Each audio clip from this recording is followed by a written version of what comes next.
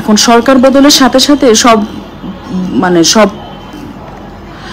পদ মানে যেটা কোনো রাজনৈতিক পদ না, অফিসিয়াল রাষ্ট্রের একটা অফিসের পদ, সেটাও যে বদলে যায় আমার চোখে এটাই প্রথম। আমরা এতদিন অনেক ভিডিও দেখছিলাম, শিক্ষিকা নানান রকমের সবাইকে টেনে হিঁচড়ে চেয়ার থেকে বের করছে, যদিও আমি সেই জন্যই অনেকে যেতে মানা করছিল, কিন্তু আমার কাছে মনে হচ্ছে এটা আমার রাইট, আমি যাব। তো আমি আমার ডিজি সচিবের কথায় সম্মান রেখে বেরিয়ে আসছি, না হলে আমি এটা ফেস করতাম। আমি কেন বের হব?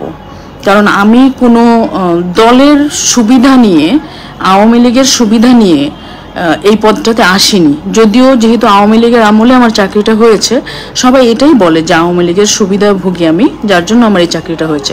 কিন্তু কিভাবে আমার চাকরিটা হয়েছে সেটা আসলে আমি জানি। আমি যখন বিভিন্ন সিন্ডিকেটের, আমার মূল পেশা অভিনয়, আমি সারা জীবন ভেবেছি আমি শুধু অভিনয় করব, কিন্তু বিভিন্ন সিন্ডিকেটের নানান রকমের চক্রান্তে যখন আমার কাজ প্রায় নাই হয়ে যায়, তখন আমি একজনকে রিকোয়েস্ট করেছি যে আমাকে একটা জব দেন। আমি দুজনকে রিকোয়েস্ট করেছিলাম, আমার প্রোফাইল দিয়েছিলাম। তো যখন একজন রিসিভ করলেন আমার প্রোফাইল, আমার কি চাকরি হবে আমি নিজেও জানি না, কারণ এরকম যে চুক্তিভিত্তিক চাকরি আছে সরকারি, আমার চাকরি হওয়ার সময়টাতে আমি জানলাম যে এরকম কিছু পদ আছে, আমি আগে জানতামও না। তো আমার প্রোফাইল যাচাই বাছাই করে আমার শিক্ষাগত যোগ্যতা দেখে এবং প্রায় 6 মাস ধরে আমার ভেরিফিকেশন করা হয়েছে। যদি আমি সরকারি সুবিধা নিতাম, আমাকে এখানে একদিনের নোটিসেই বসিয়ে দেওয়া যেত।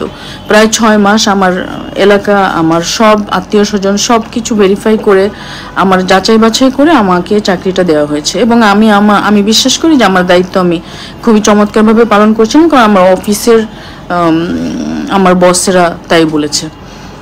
এবং আমি যখন যে কাজটা করি খুব ডেডিকেটেডলি করি। আমার এই শিল্পকলায় এত বেশি এলোমেলো অবস্থা ছিল, কোনো অফিস করতো না অর্ধেক মানুষ, যার যখন ইচ্ছে তখন অফিসে আসতো, যার এটা একটা কেমন জায়গা, আমার নিজের কাছে অস্বস্তি লাগতো যে এটা কী করে সম্ভব, একটা প্রতিষ্ঠান কিভাবে চলে। তারপর আমি রেগুলার ছিলাম, আমি অফিসে, আমি একবার অসুস্থ হয়ে একটু হাসপাতালে ছিলাম, তখন ছাড়া আমি কখনো গ্যাপ দিইনি। আমি এটাকে ওন করে কাজগুলো করে যাওয়ার চেষ্টা করেছি। তারপরে আজকে যে ঘটনাটা ঘটলো, আমি জানি না যে এরকম কি করে মানুষ।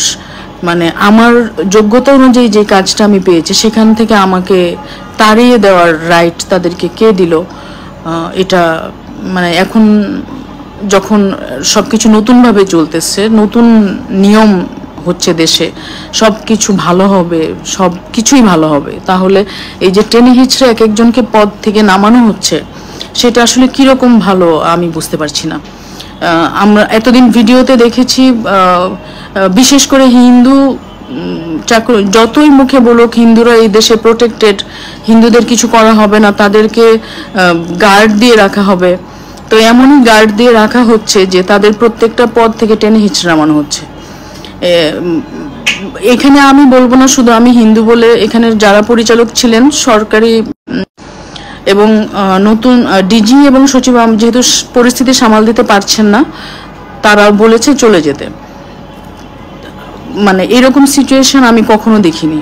আমার যেহেতু এটা আমি মনে করি অপমান, আমার যোগ্যতাকে প্রশ্ন করা, আমি নিজেকে অনেক সামলে এসছি। আমি যদি ওখানে আরও ঝামেলা করতাম, হয়তো আমাকে আজকে একটা বাজে সিচুয়েশনে পড়তে হতো। এবং ওনারা সাংবাদিকদেরকে অলরেডি জানিয়ে দিয়েছে আমি অফিসে ঢোকার সাথে সাথে যে তারা ব্যবস্থা নেবে আমাদের বিরুদ্ধে, সাংবাদিকরা যেন আসে।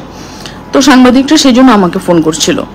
এবং তারা যখন সবাই একসাথে আমার রুমের সামনে আসছে, আমি জানি যে এখানে একটা সিন ক্রিয়েট হবে, আমি সচিব স্যারের সাহায্যে আমি রুম থেকে বেরিয়ে আসছি। তো এই এরকম একটা অপমান, আমার পুরোটা জীবনের যতটুকু বয়স পর্যন্ত মানুষ কাজ করতে পারে, ততটুকু বয়স আমি এই দেশের জন্য দিয়েছি। এবং আমি কখনোই ভাবি না যে আমি এই দেশ ছেড়ে যাবো কোথাও। তাহলে এই দেশের একজন মানুষ হিসেবে এটা আমার প্রাপ্য কেন? সেই প্রশ্নটা আসলে আমার জানতে চাওয়ার। আমার ক্ষমতা বা এই চেয়ার, এটা আমার টার্গেট ছিল না, কখনোই নেই। এবং এই চাকরি চলে গেলে যে আমি কি এই চেয়ারটাকে আঁকড়ে ধরে রাখার কোনো ইচ্ছাও নাই, কারণ আমি আমার যোগ্যতা নিয়ে খুবই কনফিডেন্ট। আমি জানি যে আমি বরং এই চাকরি করে আমি যা যা করতে পারছিলাম না, অনেক কিছুই বিভিন্ন নিয়মে বাধা, কিছু করা যাচ্ছিল না। তো ক্ষমতার লোভে চেয়ারটাতে বসিনি, আমি আমার যোগ্যতায় বসছিলাম। কিন্তু এইভাবে শিল্পকলার একটা গ্রুপ আছে তারা দাবি করছে তারা এখন বিএনপি করে, তারা বিএনপির অফিসাররা চালাবে, অফিসাররাই সিদ্ধান্ত নিচ্ছে কোন কোন অফিসার শিল্পকলায় আসবে, কোন কোন অফিসার শিল্পকলায় আসবে না। তো এইরকম অরাজকতা আমি আসলে এটা আমার মানতে কষ্ট হচ্ছে বলে আমি সবার সাথে শেয়ার করছি।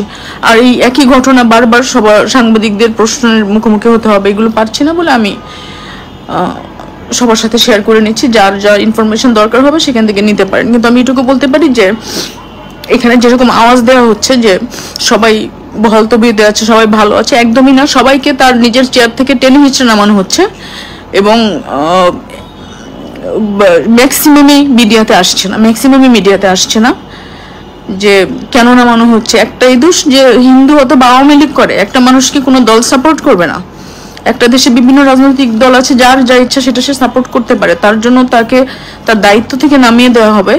এটা আসলে কোন দিকে যাচ্ছে দেশ আমি জানি না। আর শিল্পকলার যে গ্রুপটা আমাদের সাথে এরকম বিহেভ করছে, তারা কিন্তু আওয়ামী লীগ সরকারের আমলে খুব সুন্দর করেই তারা তাদের চেয়ারে বসা ছিল, তাদেরকে কেউ কখনো কিন্তু ডিস্টার্ব করেনি এবং দাপটের সাথেই তারা কাজ করছে। আজকে আমাদেরকে সরিয়ে দেওয়া হচ্ছে। আসলে আমার খুবই আমি হয়তো পরে ঠান্ডা মাথায় অনেক কিছু বলবো বা জানাবো। এই সবাই আমাকে নিয়ে টেনশন যারা করছিলেন, আমার সাংবাদিক বন্ধুরা, আমার আত্মীয় স্বজন বন্ধুরা, আমি ঠিক আছি কিনা, আমি ঠিক আছি, কিন্তু মানসিকভাবে কবে ঠিক হব জানি না। 2 মাস ধরে যা চলছে এবং এখন যা হচ্ছে এবং এখন ব্যক্তিগতভাবে যা হলো আমার সাথে, এই চাপ আমি কি করে সামলাবো আমি জানি না। আমাদেরকে অভিনেত্রী আমার এক পরিচয়, আমি শিল্পকলার পরিচালক আমার আরেক পরিচয়, অভিনেতাদের মধ্যেও আর্টিস্টদের মধ্যেও একদম দুটো ভাগ হয়ে গেছে, কোনো কাজ হচ্ছে না, এটাও এই চাকরিটাও থাকছে না। তাহলে আমি কোথায় যাব, আমি কি করব? এই দেশকে তাহলে আমার না? আমি এই প্রশ্নটা রেখে যে আমি আসলে বিদায় নিচ্ছি। আমার ভালো লাগছে না আর কথা বলতে। যারা আমার খোঁজ খবর নিচ্ছিলেন তাদের জন্য আমার এই আপডেট।